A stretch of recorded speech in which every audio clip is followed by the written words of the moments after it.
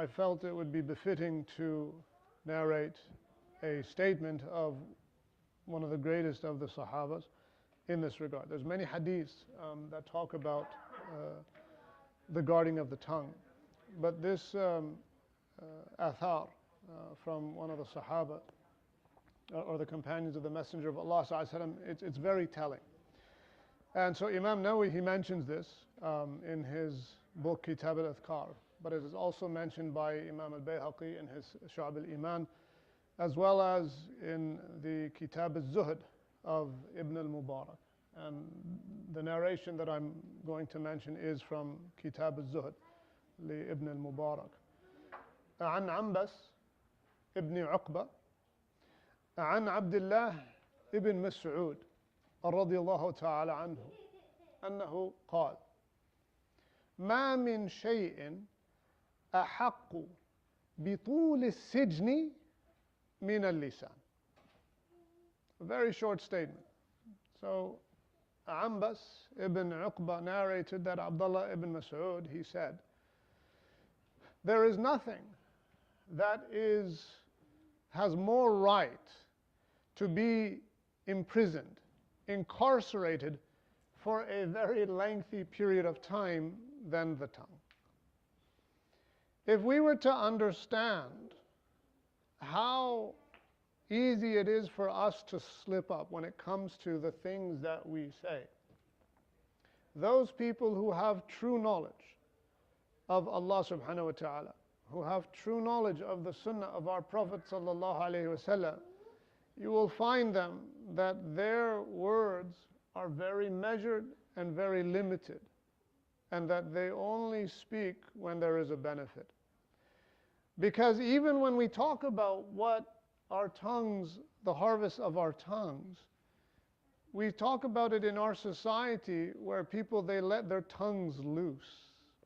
What does it mean to have a tongue that's free flowing? It means you say anything and everything that you want.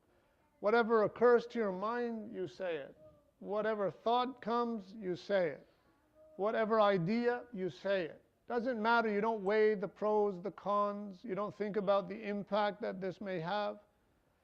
And so if your tongue is free and you let it loose, this is exactly what the shaitan wants, because there are more chances for you to fall. And not fall flat on your face, but to fall into the depths of the hellfire on your face. This is very dangerous.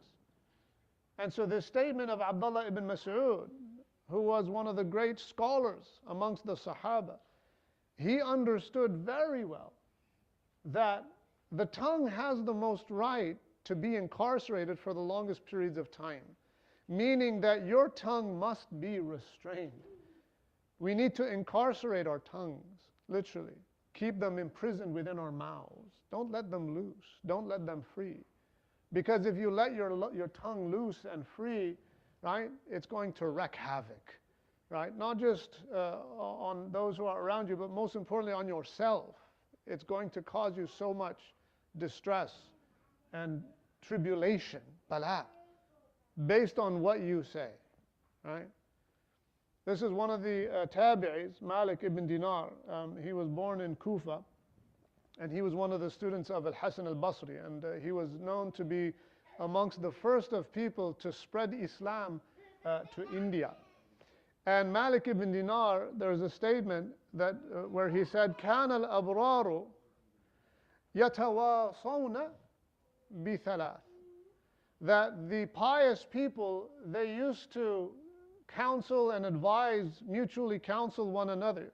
يَتَوَاصَوْنَ بِثَلَاثٍ, that they would give mutual counsel regarding three things. The first one, he said, بِسِجْنِ اللِّسَانِ, is to incarcerate your tongue. Hold it, guard it. وَبِكَثْرَةِ الْإِسْتِغْفَارِ, and to make a lot of istighfar, because if you're not taking care of your tongue in terms of what you're saying, you're going to require a lot of istighfar. You're going to be making a lot of sins without you even realizing it. And then the third thing he said, وَالْعُزْلَةِ, is then isolating or withdrawing yourself. Because if you're concerned and you are easy to fall into temptation and into these acts of misguidance or disobedience or fitan or tribulation or whatever, then you need to isolate, you need to withdraw, have that. If you're concerned about, meaning that I can easily fall into temptation. And we have to put these in their proper context and balance things. I'm not saying for people to just completely isolate yourselves and whatnot, but the idea here is that if you feel that you're going astray and you're being influenced and you have these issues within yourself, you need to take control. You need to ensure that you take control of your tongue, incarcerate your tongue, imprison it, so that it's not out on the loose, so that it doesn't cause you these afat, these horrific, horrendous tribulations that will come to pass for people on the Day of Judgment.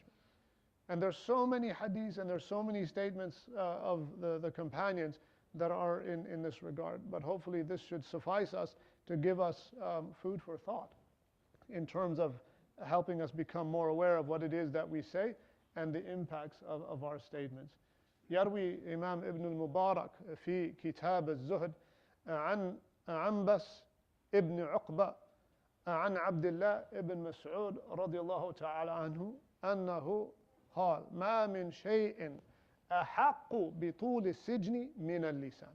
وصلى الله على سيدنا محمد وعلى آله وصحبه أجمعين.